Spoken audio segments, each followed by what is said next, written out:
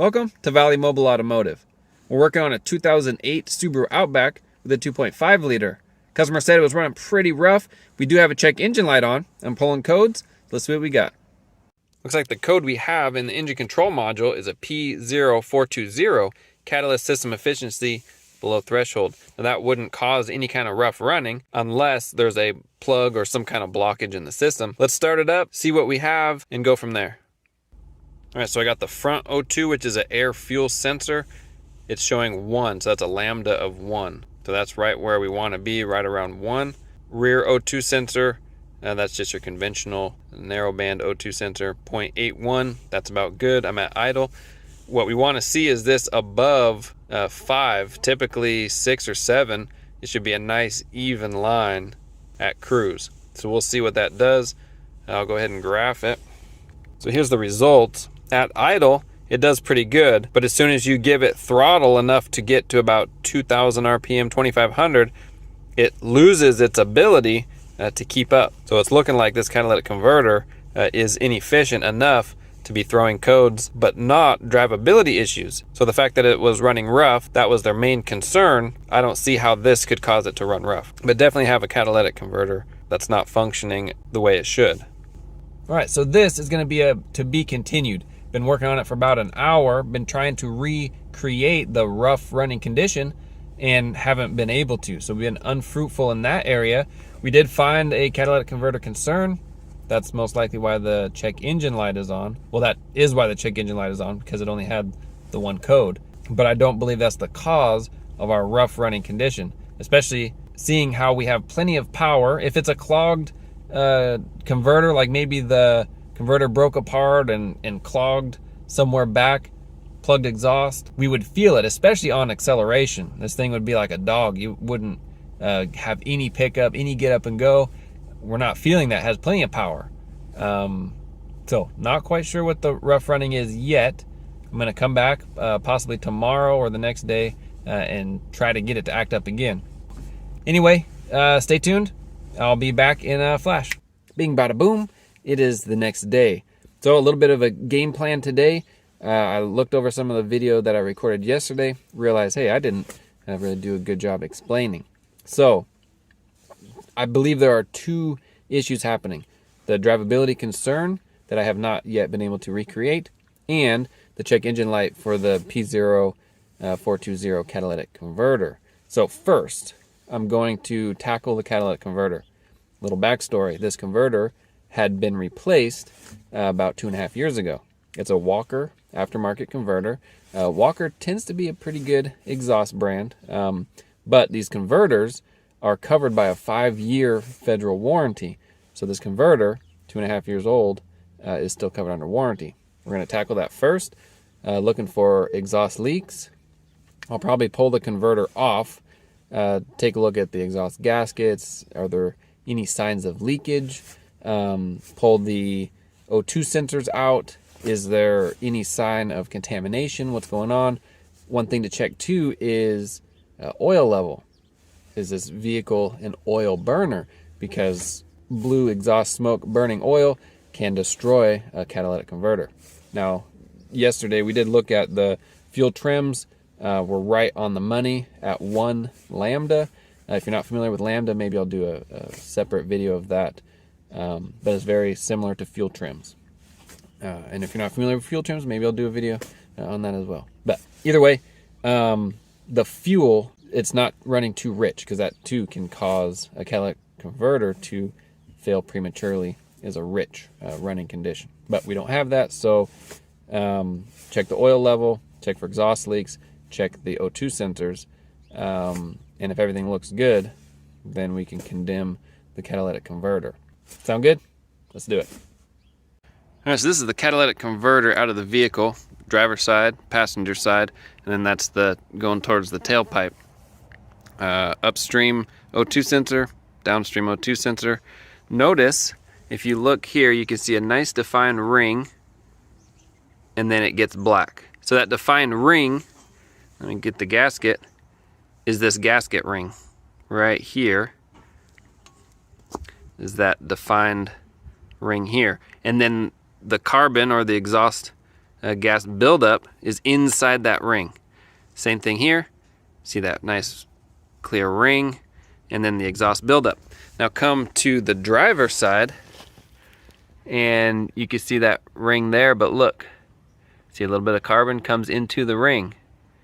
And then it looks pretty good everywhere else. Come over here, nice ring, and then the carbon passes the ring. And then same on this side's worse. Nice ring, and then the carbon goes past the ring. That is an exhaust manifold gasket leak. Let me get the gasket that was with it. This is how it sat on. So this is the engine side, bolted up. And you can kind of see a little carbon here, but all the carbon is on this side, most of it. So you can see where the exhaust was leaking right there. And it fits perfectly right in that spot. Right there and right there. So we had an exhaust gasket leak. I'm gonna give it a really good visual all over, looking for more carbon, maybe if there's a hole in one of these welds somewhere, just looking for carbon. I'm also gonna pull these out and just take a look at what the O2 sensors look like. We've got both the O2 sensors out. This is the downstream. It looks pretty good, nothing crazy with it.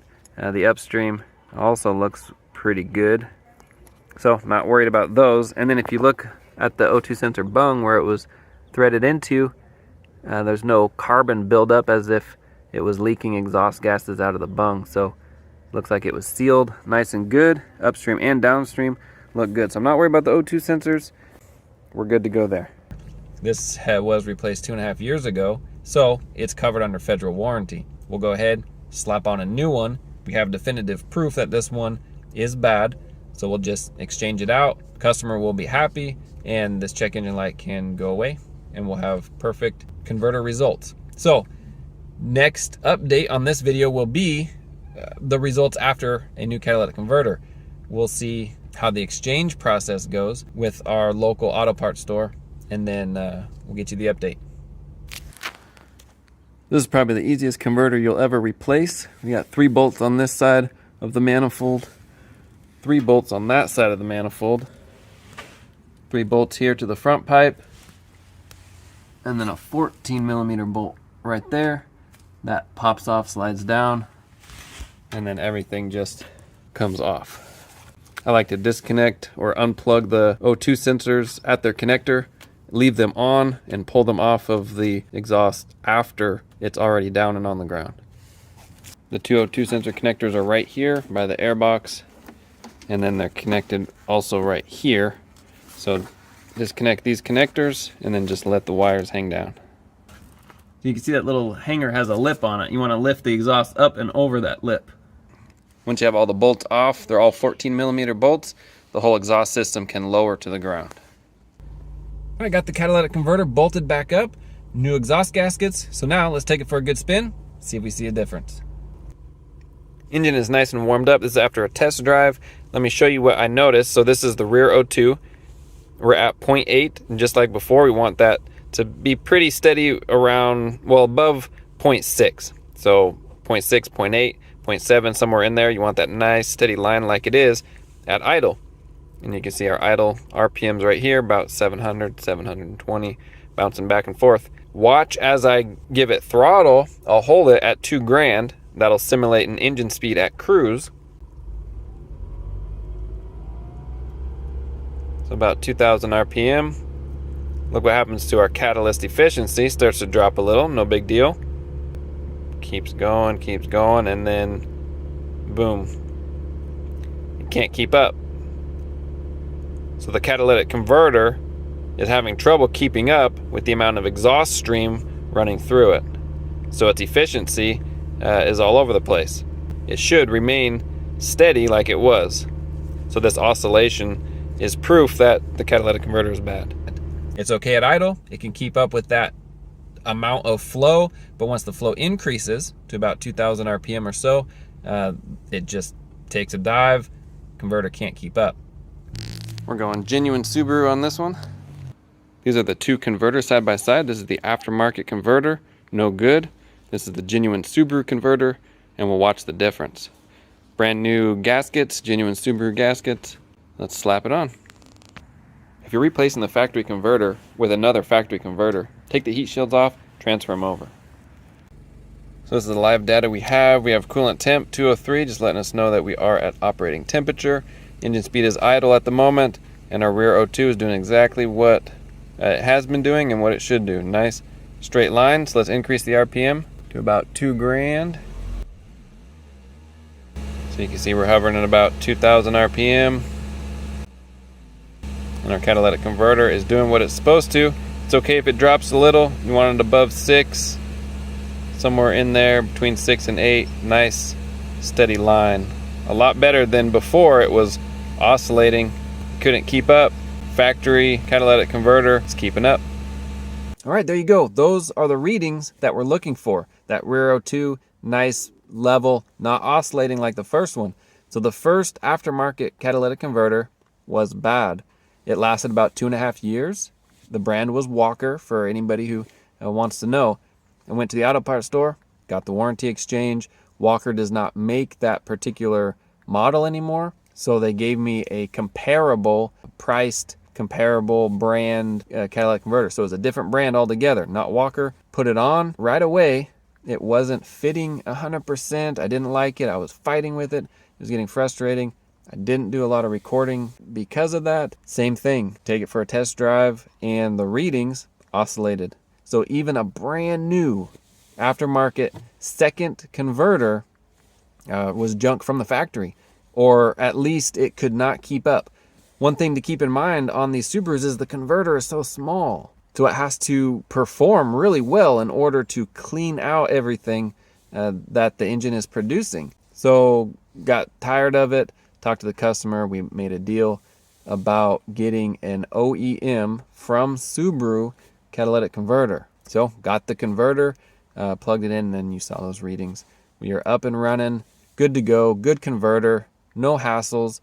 So that is something I'm going to suggest, at least for Subarus. I talked to the exhaust shop downtown because there was another exhaust leak in the back that they just welded up. No big deal. But they said they have the exact same issue with Subarus. They don't like aftermarket converters. Something to keep in mind. A OEM converter, expensive. It hurts how much they cost. About $1,700 just for the converter, manifold converter unit. So that's not even labor. That's just the part. But I'm telling you, it hurts up front, but it's better in the long run because you don't want to keep changing out converters. It's a hassle, and your check engine light comes on and you're like, man, what is up now? Well, thanks for watching. If there's anything out of here that you took home and can give me a thumbs up or a like or subscribe or whatever you guys do. Thanks for watching. See you on the next one.